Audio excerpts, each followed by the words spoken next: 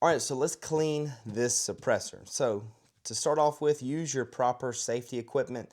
Obviously, we're dealing with a lot of lead and, just a bunch of nasty stuff. So use your gloves, wear eye protection, do all the stuff you know you need to do. So the pistol's clear. Obviously, we have the bolt open and there's nothing in this pistol. So I'm going to break this thing free.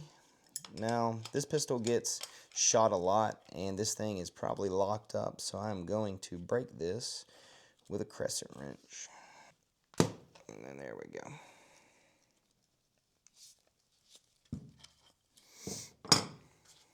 All right.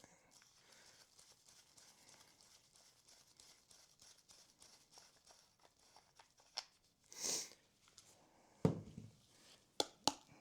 see all that just in my hand, just all this carbon and just junk coming out of the suppressor. This thing is absolutely filthy. So next we want to take our dead air tool and we're going to take this front end cap off.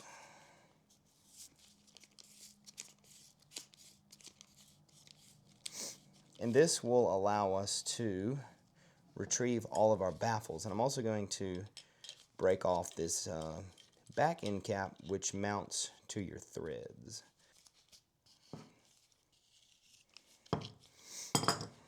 And for being shot so many times, it didn't really take all that much to break it loose, so that is good. You can see all the stuff that's just falling out of the suppressor already. Now, a dirty 22 suppressor makes for a very quiet 22 suppressor, but this is far past what's normal. So here we have our baffles, and look at these baffles. These things are absolutely disgusting.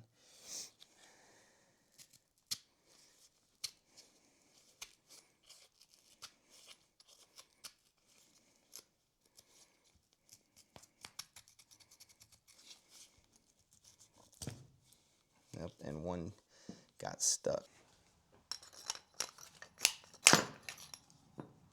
Our Black Friday sale is live at tsdprints.com. Use code TSD30 for 30% off all stands, prints, accessories, anything like that, and orders $50 and above ship for free.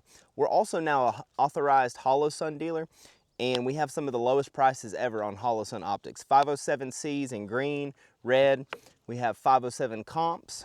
We have 407Ks and several other optics, and those are already priced at their lowest price. So no code necessary, and our sale runs from now until December 2nd. So don't wait. All right.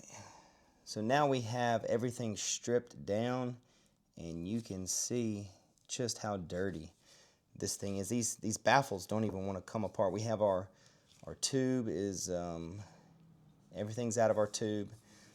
We have our front cap, and we have our back cap where the threads are, and even these threads are disgusting. I don't know if you can see them that well, but the threads are dirty. Just everything about this is dirty. So we're going to get this all cleaned up. Now, all that you need to tumble are the baffles. You do not tumble the outer sleeve, you don't tumble the threads, and you don't tumble the front end cap. All of these we will clean by hand, and all of the internal baffles that you see right here we will tumble. So let's get these broken apart if we're able. Like I said, these things are absolutely just disgusting. I've almost got all of these baffles all the way out. I'm just lightly tapping with this crescent wrench, and then they are mostly wanting to come apart. Ooh, yeah, this is the worst one right here. This is the first baffle that goes into the stack right here, coming out of the housing. And look at that first baffle, just how caked on all this stuff is. Let me get my glove out of the way. Look how nasty that is. And the ones after it are not as bad, as you can tell, comparison. But now that we have all of our baffles out, these are what we're going to tumble. So now that we have these out, I'm going to go ahead and I'm going to clean our front cap, and I'm going to clean our threads, and we'll get those ready and they'll be done once we have everything ready. We can just throw it back together. To clean the front cap, the threads, and then the tube, I've just got some Slip 2000 cleaner degreaser, and I'm gonna just take the cap off, and I'm gonna dip this small end of this brush in this cleaner, and I'm just gonna give everything a thorough brushing. This stuff is just absolutely filthy, like I mentioned. And this bottle of degreaser, the pump doesn't work, so I'm just kind of using it as a dip bottle. The main thing I want to do is just make sure that these threads are clean and that nothing, when I mount this thing back together, is interfering with my threads. Make sure that this thing threads all the way back down onto my host firearm, and that when I put the suppressor back together, everything lines up and is snugged down properly, because you don't want anything becoming loose or working its way out or anything like that. Could have a very bad day. The front cap doesn't have all that much carbon on it, just because, you know, this is the very front of the gun and everything's, you know, in theory caught before it gets to this portion, which obviously the front has a lot of carbon on it, but it doesn't have as much as the very front of the suppressor where the bullet's passing through at the beginning. So this thing doesn't take all that much to clean up. And like I mentioned, I'm just getting these threads cleaned up, and then the inside of the tube, I'm just going to clean where everything threads back together. And you don't want to tumble your outer tube, obviously, because it'll take all the finish off and it could potentially rust. After that, it's probably some variant of stainless steel, but you still don't want to get it all the finish off of it. And that's basically all I'm going to do. You can see these threads on the inside are getting pretty clean. All I'm doing is mainly focusing on these threads. The inside tube, it's just going to do what it's going to do. 22 ammo is absolutely dirty, filthy when you shoot it, so, you know, this can will never be spotless. It'll just be, you know, maintained, and that's basically all you can ask for. Now, one thing I'll notice with these baffles is once we tumble them, they're not going to look, you know, like they just came out of the box shiny and all this. There's just going to be some carbon you see like on the face of this one right here that I'll probably never be able to get off, and that's fine with me. I'm not getting this thing, you know, white glove clean. I just want this thing, all the heavy carbon taken out, and I'll just start my round count again. This is a, you know, it's a cycle. You shoot it, you clean it. It's never going to be pristine. And then the first time you go shoot it, it's going to be, you know, fouled up again. So don't try to chase a perfectly, you know, shiny, spotless baffle, because, you know, you're just wasting time. So now I've got all of my threads cleaned off. I'm just going to take a paper towel, a dry shop towel, clean shop towel, and I'm just going to run, you know, the threads through this paper towel, make sure they're dry, make sure they're clean. And that's basically all I'm doing with the threads on the tube, and the threads for the front cap, and the threads for the where the suppressor mounts to the host firearm. So you can see this thing is pretty dirty. A lot of this is the carbon on the inside of the tube. The threads now are pretty clean, actually. So again, I'm going to do the same right here. And you can see this is where the, you know, suppressor mounts to the host firearm, and this is the dirtiest because this is where the first of all that gas, carbon, lead is going, and most of it will get caught right here at the front. Obviously, again, some will make it through, but a lot's getting caught right here at the front. Finish it up, and then these three components, the tube, the rear cap, and the front cap, they're all going to be done. We don't need to do anything else to them. We'll just wait to tumble our pins, or we'll tumble our baffles in the pins, and then we'll throw it all back together. To tumble the baffles, all we have to have is a rotary tumbler, like you see here, our stainless steel pins, some cleaning solution, which right here we're just using Dawn dish soap, so nothing too fancy there, and then some water to pour in with the stainless steel pins. So as you can see, we just pour in the stainless steel pins, add some water, add our cleaning agent, and then drop the baffles in. Now you can tumble these in 2-hour increments. You don't want to turn the tumbler on and just leave it going all night. It probably would not mess up the baffles, but it's good to keep an eye on them every couple hours. Sometimes, like if they're really dirty, you can do 2 or 3 increments of 2 hours, so tumble them for a total of like 6 hours. It'll really get some of that caked on carbon knocked off. Once you're done tumbling, all you have to do is get a strainer and then a container to catch all of the liquid. Now this liquid that's comes out of here is going to be really dirty. It's got all the lead, carbon, and all that on it.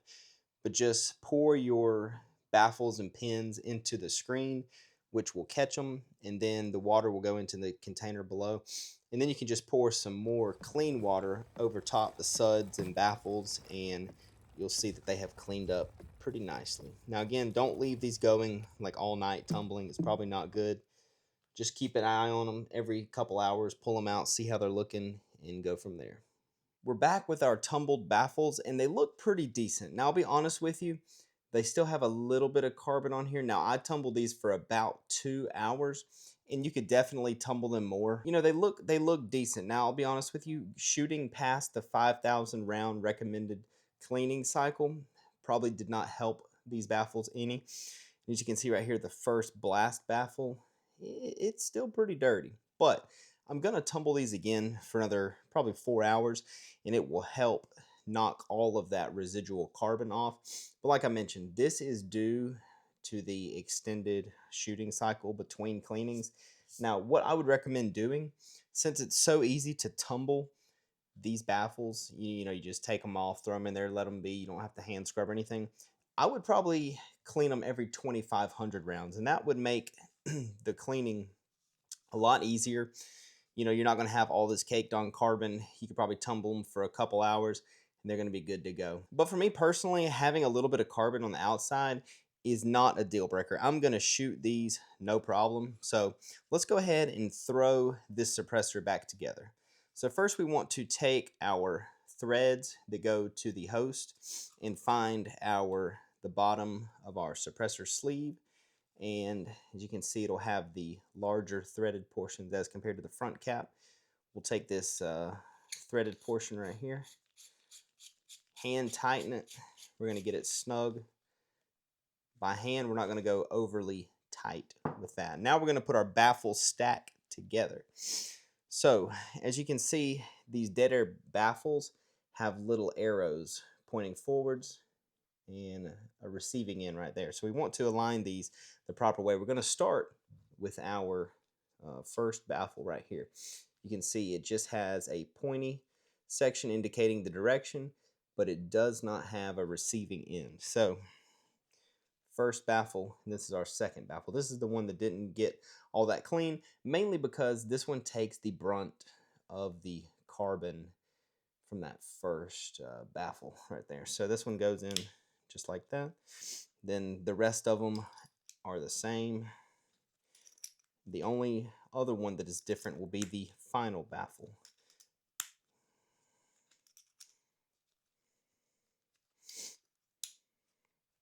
And you can tell that it is the front baffle by the fact that it only has a little receiving notch. You can see right there. So that is our baffle stack all put back together. The arrows all line up, so we're good to go there. Now we're going to put it in just like this. The front baffle, the first baffle in the stack is going to go down. Oh, pause, push it down in there, seat it all the way. Then we're going to take our front cap. We're going to thread it down. And you can use your supplied dead air tool for this. It'll make it much easier if I can hold on to it.